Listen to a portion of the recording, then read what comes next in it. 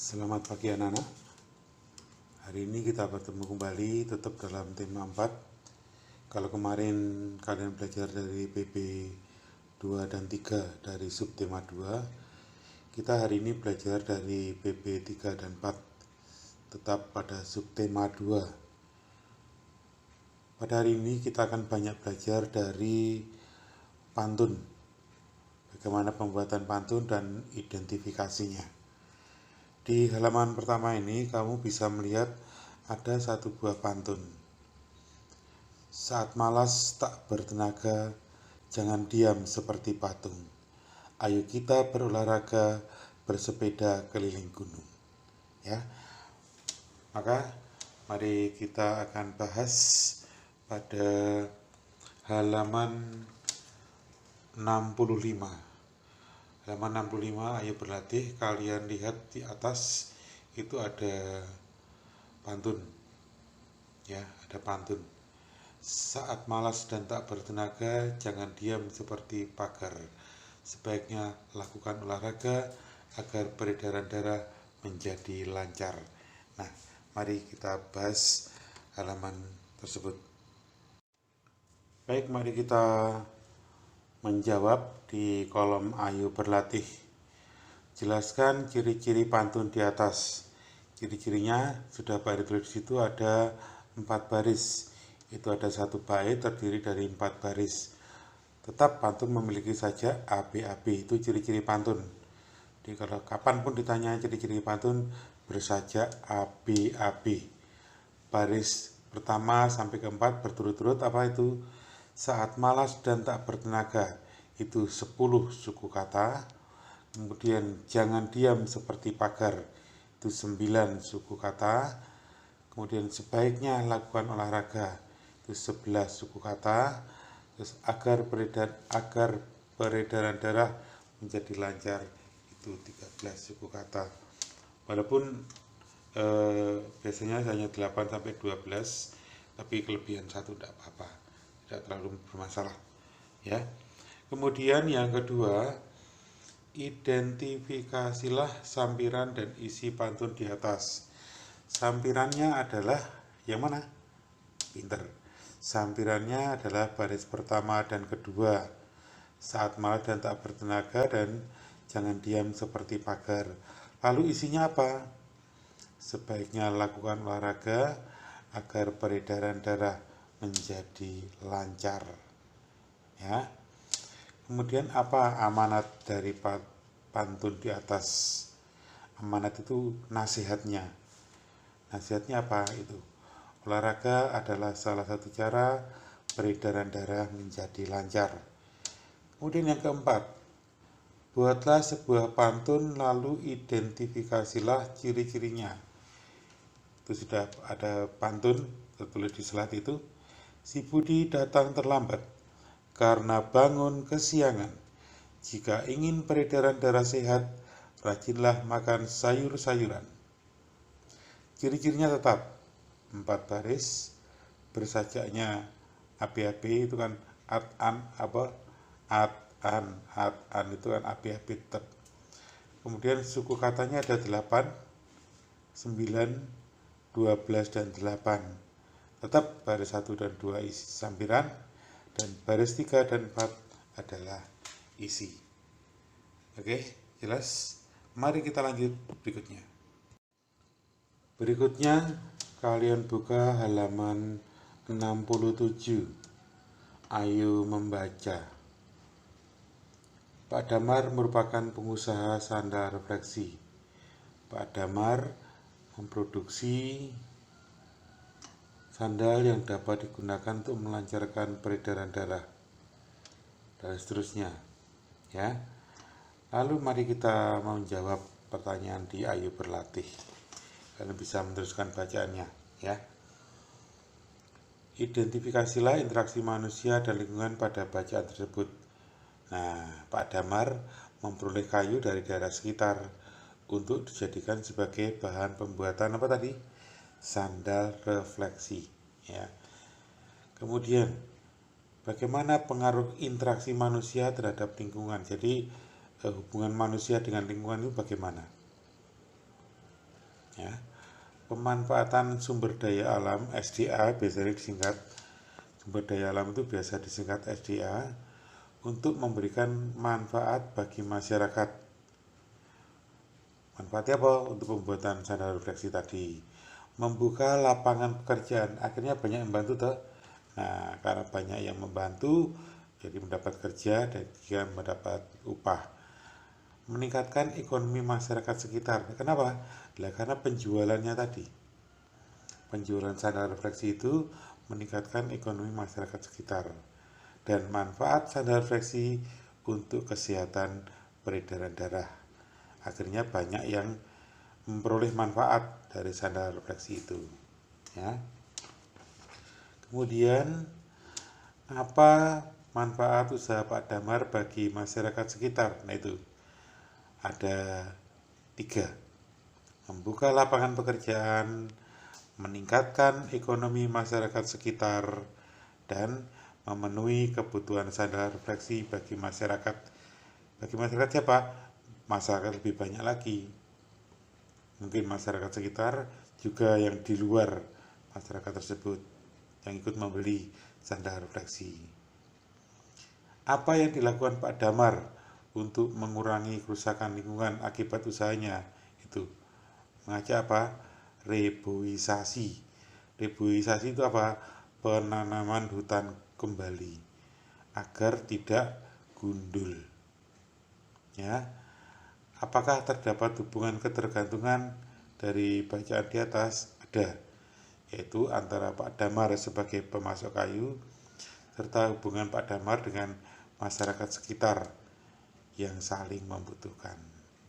Ya, itu dari halaman 67 dan halaman 68. Baik anak-anak, mari kita lanjut ke halaman 69. Ayo menulis peran sertaku dalam pemilihan ketua RW di lingkungan. Walaupun kalian masih anak-anak, kalian masih bisa membantu untuk menyebarkan informasi. Sesuk anak pemilihan ketua RW, diingatkan yo Bapak Ibu Mas Mbak Kemudian ikut serta dalam menyiapkan tempat pemungutan suara. Nah, membantu pekerjaan-pekerjaan yang ringan, misalnya ngangkati kursi, nyapu balainya, membantu dalam menyiapkan makanan. Wah, ini kalian yang paling seneng ini, membantu dalam menyiapkan makanan. Kemudian mengamati jalannya pemilihan ketua RW, apakah itu berlangsung dengan adil. Nanti kalau itu kok gini nanti bisa bilang orang tua, ya. Kemudian ikut menjaga ketertiban dan kelancaran. Nah, itu peran serta kalian. Nanti kalau sudah dewasa, peran serta kalian akan lebih banyak lagi. Ya. Baiklah anak-anak, mari kita lanjutkan ke halaman berikutnya, yaitu halaman 71. Tetap pada ayo berlatih. Ada berapa pertanyaan? Ada 4 pertanyaan. Jawablah pertanyaannya. Bagaimana cara pengambilan keputusan bersama yang biasa dilakukan dalam masyarakat Indonesia? Biasanya orang Indonesia itu musyawarah saja. Biasanya musyawarah itu sudah selesai. Tapi bila ketika musyawarah untuk mufakat itu gagal, maka dilakukan pemungutan suara. Ya, pemungutan suara atau nama lainnya voting. Tapi kalau dalam peserta yang sangat besar, langsung pada pemungutan suara. Misalnya pemilihan presiden, gubernur, bupati, lurah, itu kepala desa nih. Itu langsung pada pemungutan suara atau voting. Tidak mungkin musyawarah, orangnya terlalu banyak, gitu.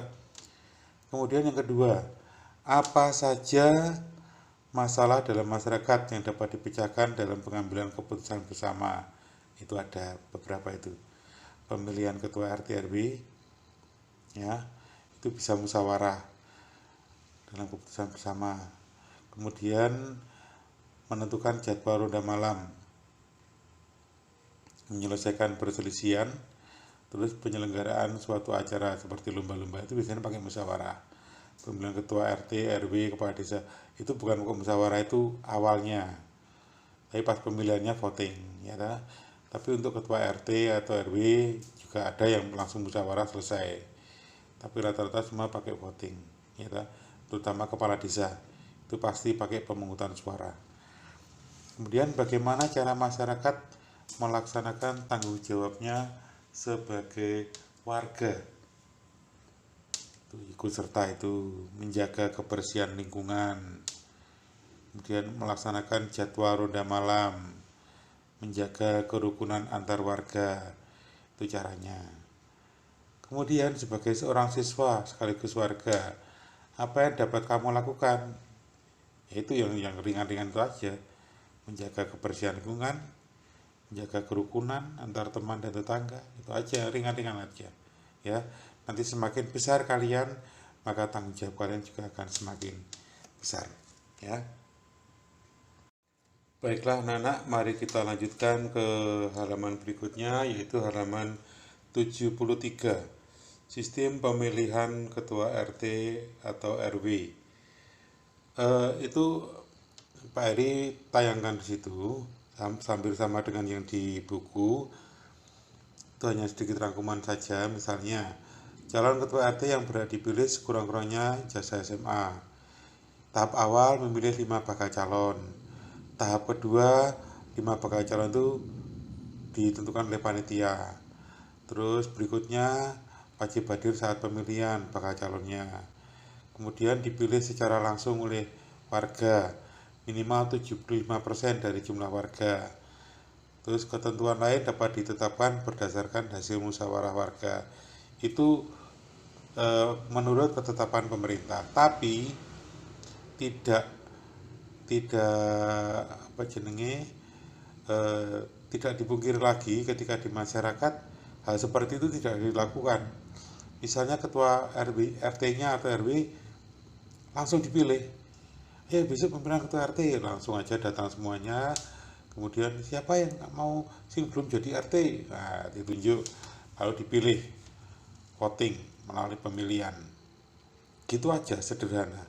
Banyak yang melaksanakan seperti itu, jadi tidak pakai tahap-tahap seperti itu, ya. Yang misalnya yang pertama, ketua RT yang berhak dipilih sekurang-kurangnya memiliki ijazah SMA sederajat. Tapi di masyarakat banyak tidak dilihat ijazahnya. Ijazah SMP pun, tapi kalau mampu memimpin tetap dipilih. Seperti itu. Ya tergantung pada situasi dan kondisi masyarakat sekitar, ya. Kemudian catatannya itu, ketua RT RW dipilih oleh warga, atau juga kadang-kadang ketua RW itu dipilih langsung oleh kepala desa, ditunjuk. Lalu menjabat selama 3 tahun dan setelahnya dapat dipilih kembali. Lalu pemilihannya berdasarkan berjurdil, langsung, umum, bebas, rahasia, jujur, dan adil, ya. Seperti itu untuk pemilihan ketua RT atau RW. Baiklah, berikutnya langsung dibuka halaman 76. Nah, di masyarakat lingkungan RT atau RW biasanya yang dimusyawarahkan itu pemilihan ketua RT RW itu biasanya 3 tahun sekali. Jadwal siskamling untuk menjaga keamanan lingkungan sekitar. Jadwal gotong royong, yuk besok hari Minggu pagi kita gotong royong, kita membersihkan rumput-rumput liar di sekitar lapangan, misalnya gitu. Lalu menentukan jadwal dan tempat pelaksanaan arisan warga. Bisa arisan bapak-bapak atau arisan ibu-ibu, bisa bergilir dari satu rumah ke rumah yang lain. Lalu peningkatan sumber daya manusia. Misalnya apa? Oh, ayo warga yang masih muda-muda, anak-anak muda, mendirikan Karang Taruna buat kegiatan yang meningkatkan keterampilan kalian. Misalnya, ayo bersama-sama belajar komputer, seperti itu, ya. Lalu menyelesaikan masalah warga. Ada permasalahan tersebut, ada yang pada tulis itu, ya. Berikutnya adalah tugas kalian, yaitu menjawab di halaman 76. Ada 3 pertanyaan, ya. Soalnya ditulis di buku tulis dan ditulis dengan rapi. Untuk menjawab pertanyaan itu, kalian bisa juga melihat halaman 65. Itu pertanyaannya sama. Melihat ciri-ciri pantun. Pantunnya halaman 76 itu kamu lihat di halaman 75. Jalan-jalan membeli selasih, dibuat es adu segarnya. Ketua RW telah terpilih. Semoga hidup damai sentosa. Itu ya, itu tugas kalian untuk menjawab halaman 76. Baik, terima kasih. Selamat belajar. Tuhan memberkati.